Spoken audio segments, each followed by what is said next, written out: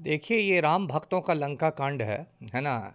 भाजपाई लोग आपस में ही मतलब लड़ रहे हैं। तो पवन सिंह खुद तो हार गए, लेकिन उन्होंने अच्छे खासे वोट काट लिए 2 लाख से ज़्यादा, इसलिए जो वहाँ भाजपा समर्थित उम्मीदवार थे, उपेंद्र कुशवाहा जो राष्ट्रीय लोक मोर्चा के अध्यक्ष हैं, उपेंद्र कुशवाहा एकदम सीधे तीसरे नंबर पर फेंका गए। अब आरके सिंह ने जो एक बयान दिया जिसको लेकर अभी खलबली मची हुई है। आरके सिंह ने कहा है कि पवन सिंह तो लड़ना नहीं चाह रहे थे चुनाव, लेकिन उनको पैसे देकर भाजपा के कुछ नेताओं ने ही खड़ा करवा दिया। तो ये कैसे माना जाए? यदि पवन सिंह ने पैसे लेके चुनाव लड़ लिया तो उसकी गलती नहीं है, कि आप आरके सिंह अगर जीत जाते तो उनका पक्का था उनका फिर से केंद्रीय मंत्री बन जाना, उनको कोई रोक नहीं सकता। देखिए, भाजपा के साथ बिहार में क्या बड़ी समस्या है, क्यों नीतीश कुमार को ढो रही है भाजपा? ये बिहार भाजपा की एक बड़ी आप कमजोरी कह सकते हैं, जो सर्वमान्य चेहरा जिसको आप कह सकते हैं वो नहीं है भाजपा के पास। लेकिन इस पूरे विवाद में देखिए, सबसे ज़्यादा जो दिलचस्प बात है वो पवन सिंह की चुप्पी है। है ना? नमस्कार, मैं प्रेम, आप देख रहे हैं एमके न्यूज इंडिया।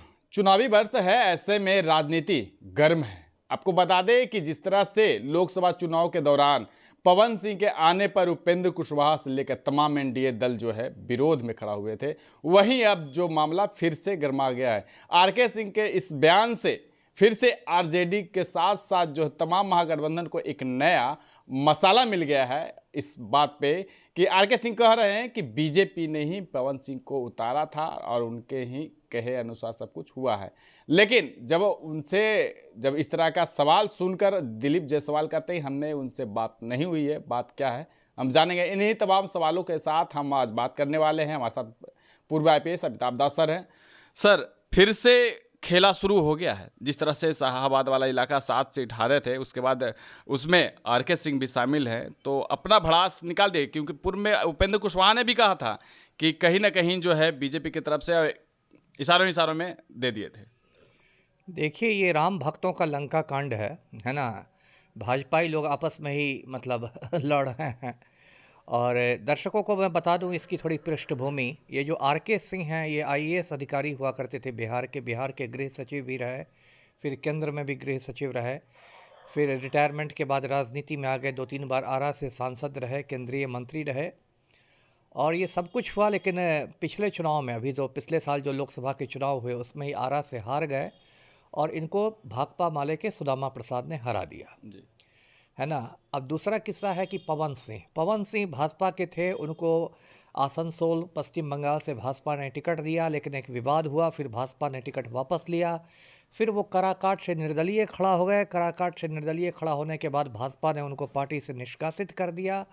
तो पवन सिंह खुद तो हार गए, लेकिन उन्होंने अच्छे खासे वोट काट लिए 2 लाख से ज़्यादा, इसलिए जो वहाँ भाजपा समर्थित उम्मीदवार थे, उपेंद्र कुशवाहा जो राष्ट्रीय लोक मोर्चा के अध्यक्ष हैं, उपेंद्र कुशवाहा एकदम सीधे तीसरे नंबर पर फेंका गए। तो वहाँ कराकाट में ये एनडीए हार गया। अब ये कराकाट और आरा सीट दोनों जो है वो शाहाबाद क्षेत्र में आती है। दर्शकों को मालूम होगा कि गंगा नदी और सोन नदी के बीच के इलाके को बिहार में शाहाबाद कहते हैं।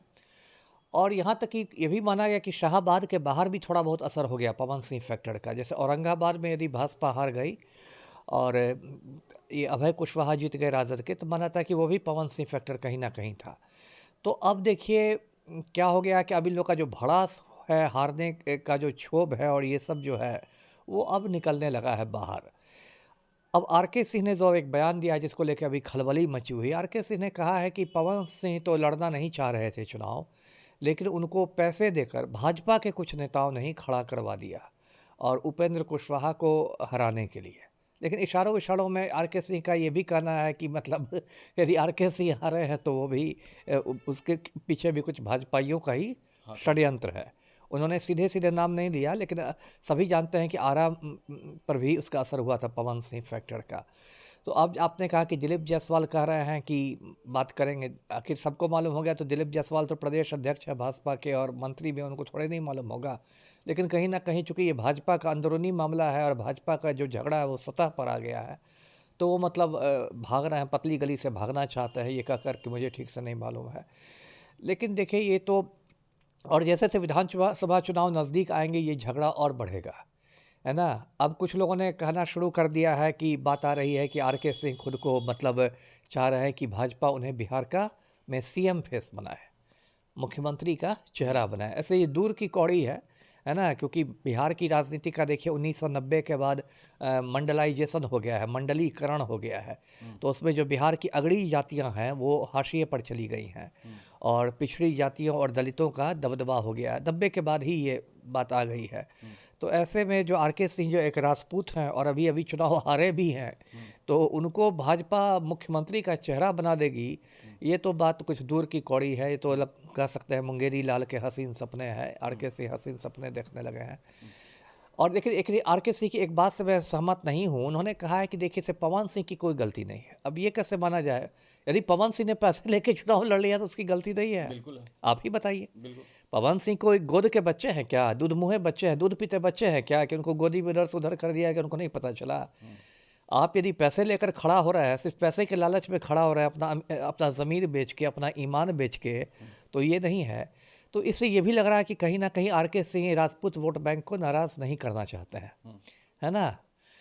और इशारों में अब देखिए राजनीति में बहुत चीज़ें इशारों में होती है, वो मुझे और आपको समझना पड़ता है कि इशारा किस पर है।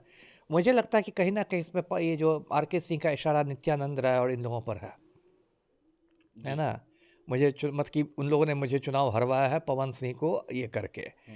तो मतलब बुद्धिमानों के लिए इशारा काफ़ी है, वैसा थोड़ा कि हम लोग नहीं समझते हैं। ये हाँ, चीज़ जो है नहीं लगता है कि विधानसभा चुनाव में जो है एनडीए को भारी नुकसान भी हो सकती है? घर का ऑलरेडी कलह जो है बिल्कुल, काफ़ी बिल्कुल, दूसरों महागठबंधन की तरफ से देख तो मसाला मिल गया है कि बिल्कुल, देखिए किस तरह से भाजपाई बिल्कुल, लोग जो बिल्कुल। हैं अपने हिलों को बिल्कुल और भाजपा जो एक बड़ी-बड़ी बात करती है कि एकदम शुचिता की बात, वंदे मातरम, विश्व गुरु, अमृतकाल और बहुत ऊँची-ऊँची मूल्यों पर आधारित राजनीति और क्या-क्या जो भाजपा वाले बड़े-बड़े गोले पटकते हैं। तो आपका तो सारी बातें आपकी पोल खुल गई कि आपकी पार्टी में ही अंदरूनी कलह है और आर के सिंह को कुछ लोग हराना चाहते थे जिससे वो केंद्रीय मंत्री नहीं बन जाए और ये नहीं क्योंकि आर के सिंह अगर जीत जाते तो उनका पक्का था उनका फिर से केंद्रीय मंत्री बन जाए, उनको कोई रोक नहीं सकता था। तो सांसद में तो हारे ही, उनको मंत्री पद से भी बेदखल कर दिया गया। जी बिल्कुल। तो ये जो षड्यंत्र हुआ ये तो है ही भाजपा और भाजपा के विरोधियों को मसाला मिला ही और मिलना भी चाहिए। भाजपा वाले सब पर हमलावर रहेंगे तो भाजपाइयों तो को कहीं भी न कहीं उपेंद्र कुशवाहा जिस तरह से विरोध किए थे और जी उनको जो एक सम्मान मिला, राज्यसभा सांसद बना दिया गया, कहीं लगता है कि आर.के. सिंह भी चाह रहे थे कि कहीं हमें भी कैबिनेट में जगह मिले? हो सकता है। अब देखिए कुर्सी की तो चाहत सब में रहती ही है, लेकिन जिस तरह से आर के सिंह ने खुलेआम कह दिया उससे तो मुझे लगता है भाजपा अलकमान नाराज ही हो जाएगा और इनका मतलब दांव उल्टा ही पड़ जाएगा, है ना? क्योंकि जिस तरह से इन्होंने भाजपा के झगड़े को देखिए उपेंद्र कुशवाहा ने भी कहा था, लेकिन देखिए एक तो है कि उपेंद्र कुशवाहा सीधे भाजपा के नहीं थे, वो राष्ट्रीय लोक मोर्चा के थे। मतलब ठीक है एनडीए के घटक थे लेकिन भाजपा के तो नहीं थे ना।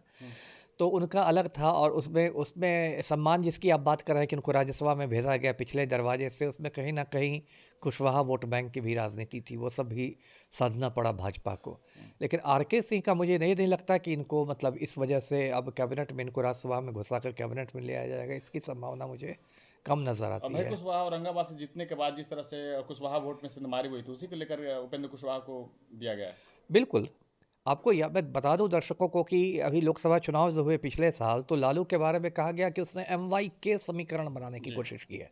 मतलब मुस्लिम यादव में एक कुशवाहा का भी तड़का लगाने की कोशिश की है। अभय कुशवाहा तो जीत ही गए औरंगाबाद से। नवादा में भी दिया गया था श्रवण कुशवाहा को टिकट, राजद ने दिया गया था।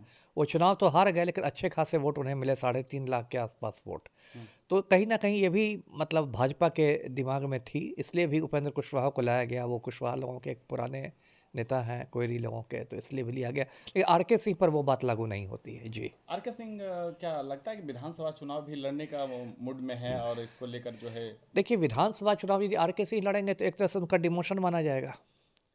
आप सांसद हुआ करते थे, आप केंद्र में मंत्री थे, आप लड़ लेंगे विधानसभा चुनाव, खुदा ना खास्ता वो भी हार गए तब तो बहुत भारी बेइज्जती हो जाएगी। आर के सिंह का मुझे वो नहीं लगता। आर के सिंह की मुझे रणनीति लग रही है कि वो एक तरह से एक पोजीशन करना चाहते। देखिए भाजपा के साथ बिहार में क्या बड़ी समस्या है, क्यों नीतीश कुमार को ढो रही है भाजपा? नीतीश कुमार तो संख्या बल के हिसाब से भाजपा से छोटी पार्टी है ना, जदयू। जी बिल्कुल क्यों ढो रही है?